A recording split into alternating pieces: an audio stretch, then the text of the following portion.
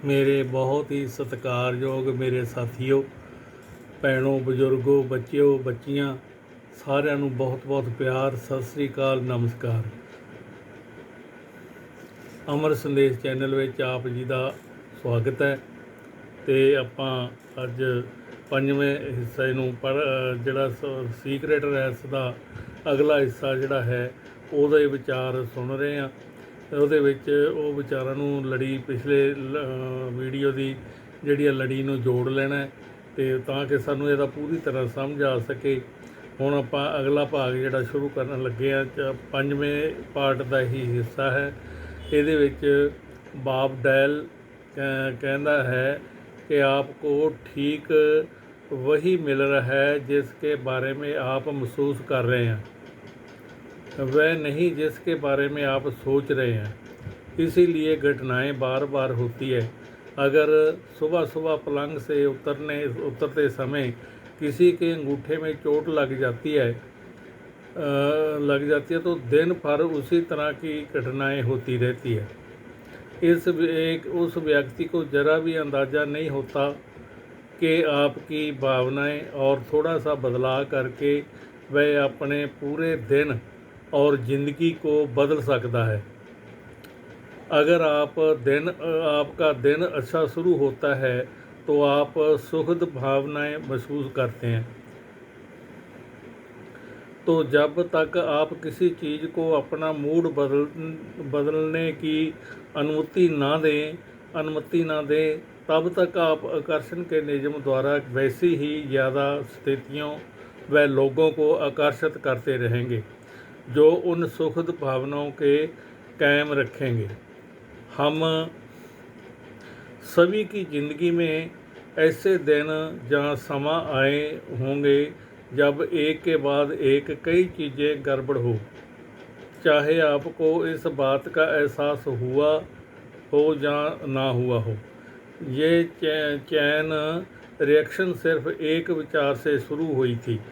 उस एक बुरे विचार ने दूसरे विचारों को आकर्षित किया, फ्रीक्वेंसी दर्ज हुई और अंततः कोई चीज़ गड़बड़ हो गई। फिर जब अपने उस गड़बड़ चीज़ पर बुरी भावनाएं महसूस करके प्रतिक्रिया की तो आपने वैसे ही अन्य बुरी चीज़ों को भी अपनी ओर आकर्षित कर लिया।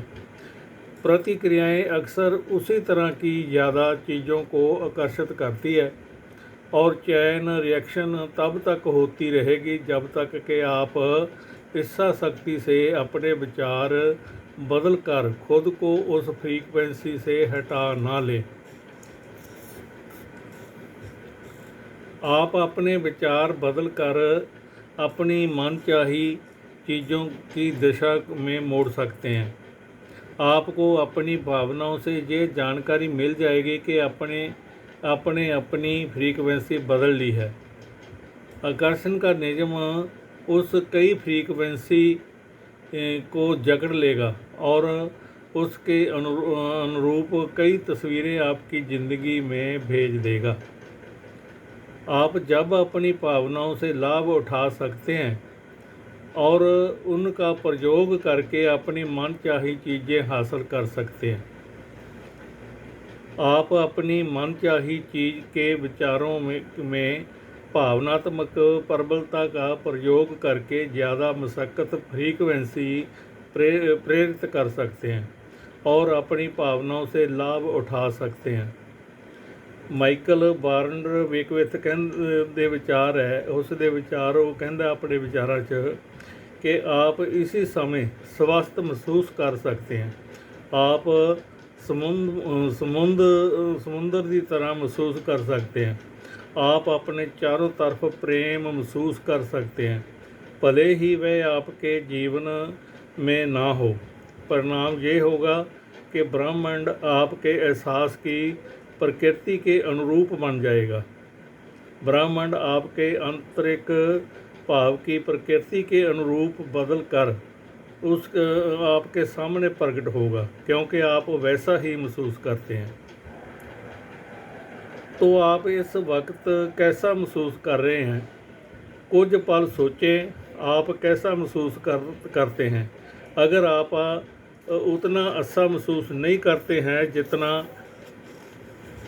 आप चाहते हैं, तो कोशिश करके अपनी भावनाओं को ऊपर उठाएं और उन पर ध्यान केंद्रित करें। जब आप अपनी भावनाओं को ऊपर उठाने के लिए गहनता से ध्यान केंद्रित करते हैं, तो आप उन्हें प्रबलता से ऊपर उठा देते हैं। इसका एक तरीका आंखें बंद करके, ताकि बेध्यान ना हो, अंदर की भावनाओं पर ध्यान केंद्रित करना है और फिर 1 मिनट तक मुस्कुराना है। लीसा निकोलस ਦੇ विचार है, वो भी अपने विचार दे रहा है, जो कह रहा है कि आपके विचार और भावनाएं आपके जीवन का निर्माण करती है। ये हमेशा इसी तरीके से होता रहा है और होता रहेगा, पक्की गारंटी है। गुरुत्वाकर्षण के नियम की तरह आकर्षण के नियम में भी कभी चूक नहीं होती। ऐसा कभी नहीं होता कि गुरुत्वाकर्षण के नियम में चूक होने के कारण अपने सूरों को उड़ते देखा हो, क्योंकि उस दिन सूरों को पर गुरुत्वाकर्षण का नियम लागू नहीं हो रह पाया। इसी तरह आकर्षण के नियम में भी कभी कोई चूक नहीं होती। अगर आपकी ज़िंदगी में कोई चीज़ आती है, तो उसका मतलब ये है कि आपने लंबे समय तक उसके बारे में सोचकर उसे अपनी ओर आकर्षित किया है। आकर्षण का नियम सटीक है। ਮਾਈਕਲ ਬਾਰਨਡ ਵੇਕਵਿਥ ਦੇ ਵਿਚਾਰ ਫਿਰ ਦੁਬਾਰਾ ਆਏ ਹਨ। ਉਹ ਹੋਰ ਵਿਚਾਰ ਦਿੰਦਾ ਹੈ कि इसे पचा पाना मुश्किल है, क्योंकि जब हम इस विचार को स्वीकार करने लगते हैं तो इसके प्रभाव ज़बरदस्त होते हैं। इसका मतलब ये कि पुराने विचारों ने आपके जीवन में चाहे जो किया हो, लेकिन जागरूकता को बदल कर आप अपनी ज़िंदगी को बेहतर बना सकते हैं। आपके पास हर चीज़ को बदलने की शक्ति है, क्योंकि आप ही तो अपने विचारों को चुनते हैं, आप ही तो अपनी भावनाओं को महसूस करते हैं। आप राह में चलते चलते अपने ब्रह्मांड का निर्माण खुद करते हैं। डॉक्टर जो विटाल भी लिखता है, वो भी अपने विचार रखता है, डॉक्टर जो विटाल, कि असा महसूस करना सचमुच महत्वपूर्ण है, क्योंकि ये अस्सी भावना ब्रह्मांड में संकेत की तरह आती है और आपकी ओर उसी जैसी ज़्यादा चीज़ों को आकर्षित करने लगती है। इसलिए आप जितना ज़्यादा अच्छा महसूस करेंगे, आपकी ओर उतनी ही ज़्यादा अच्छी चीज़ें आकर्षित होगी, जो आपको अच्छा महसूस कराएंगे और लगातार ज़्यादा ऊपर पहुँचाएगी। बॉब प्रॉक्टर दे विचार ये भी अपने विचार दे रहा है। अगर आप निराशा महसूस कर रहे हैं, तो क्या आप जानते हैं कि आप इसे एक पल में बदल सकते हैं। बढ़िया सा गाना लगा लें या गुनगुनाने लगें, उसे आपका मनोभाव बदल जाएगा। या किसी सुंदर चीज़ के बारे में सोचें, शिशु या किसी ऐसे व्यक्ति के बारे में सोचें जिसके आप अच्छा प्यार करते हैं और उसी पर ध्यान केंद्रित रखें। उस विचार को सचमुच अपने दिमाग में रख लें। उस विचार को छोड़कर किसी दूसरी चीज़ को दिमाग में आने ही ना दें। मैं गारंटी देता हूं कि आप अच्छा महसूस करने लगेंगे। अगे उसके विचार हो रहा है कि आपने पास कुछ मनोभाव परिवर्तकों की सूची तैयार रखें।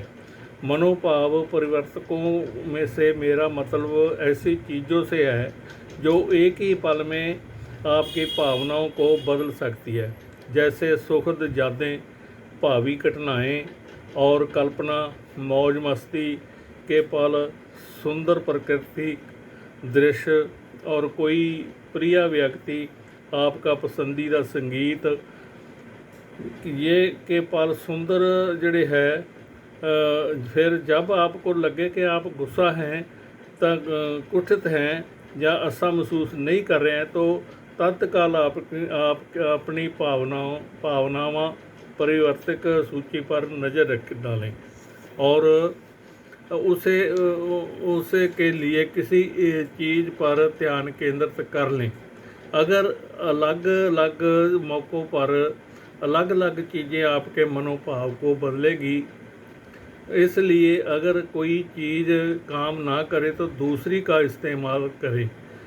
अपनी फ्रीक्वेंसी और स्वय का फोकस बदलने से में मुश्किल से 1-2 मिनट का समा लगता है। इस करके जे असी साडी जिहड़ी है सोच बदल गई है, असी किसी भी दृश्य नूं भावें साडी याद बनाई है, वो याद नूं असी जेकर सही सानू ना लगे तो वो 1 मिनट में वैसे बदल सकते अपने विचार। उस चीज़ नूं खत्म करके अपने विचार बदल सकते हैं। वो बदल के आप सही फ्रीकुएंसी के उपर आ जाते हैं। तो ये सी अपना अज 5वां भाग समाप्त होया है। कल आप 6वें जिहड़ा भाग है वो प्रेम महानता भाव ये जिहड़ा है शुरू करांगे। तो अज जिहड़ा ये भाग आपां खत्म कीता है कि जिहड़ा है इसनूं आपां सुनिया है, सारिਆਂ ने सुन के ਇਹਦੇ ਤੇ विचार भी किया है। आप जी ने बहुत साथ भी दिता है और साथ दे के जिहड़ा ये शुरू किया रहस का सरलीकरण जिहड़ा पूरा हो चुकिया। सीक्रेट रस का जिहड़ा रहस का सरलीकरण सी, हुण आपां प्रेम की महानता भाव बारे कल शुरू करांगे। ये पिछलियां लड़ियां जोड़न वास्ते तुहानूं पिछलियां वीडियो देखणियां ही पैणगीਆਂ ਤਾਂ कि तुहाडे दिमाग 'ਚ सारा शुरू तो लैके एंड तक सारा आ जाए। तो बार बार हरेक वीडियो तां कहा जाता है ताकि आप उस उत्थों तक पहुँच सको। तो इस तो बाद आप हुण बार बार पिछलियां वीडियो ना देखण नूं कहांगे, क्योंकि हुण आपां काफ़ी अगे आ गए हाँ। तो हुण आप जी ने अगे सारिਆਂ ने ये बड़ी सोच समझ के इस ते विचार करते रहना। बहुत अच्छे अच्छे विचार आउणगे। इस राइटर के बहुत अच्छे विचार है और जिन्हें भी अपनाया उसकी जिंदगी बदल गई है। ये फ्री च आप जी नूं ऐसे विचार जिहड़े है उन्हां दे विचार आप जी नूं दसे जा रहे हैं। तो आप जी ने सुनने हैं, सुन के होरां नूं भी इस बारे दसना है। दस के तो आपां गांह तो गांह अपनी इहदे नाल जिंदगी बदलदी है। इस करके आपां इह कर रहे हैं, क्योंकि आपां सोहणे समाज की जिहड़ी है ऐसा निर्माण करना है। और नहीं तो असीं देखते हैं साडे बच्चे नशिਆਂ ते लगे पे आ, साडियां बच्चियां और होर इन्ना जिहड़ा है समाज विगड़दा जा रहा है। तो जेकर असीं सियाणे ना बनांगे तो साडे बच्चों लई ही कंडे बीजे जाने हैं। इस करके आप जी सारे इस ते विचार करते रहना, सुनते रहना, होर आपदे मित्रां दोस्तां नूं सुनते रहना, सबसक्राइब जरूर करना ताकि वो पता लगता रहे कि अज इन्ने जाने जुड़े हैं। तो फिर आप जी नाल कल विचार साझा करांगे 6वें भाग का। इन्ना ही कहना होया खेमां दा जाचका।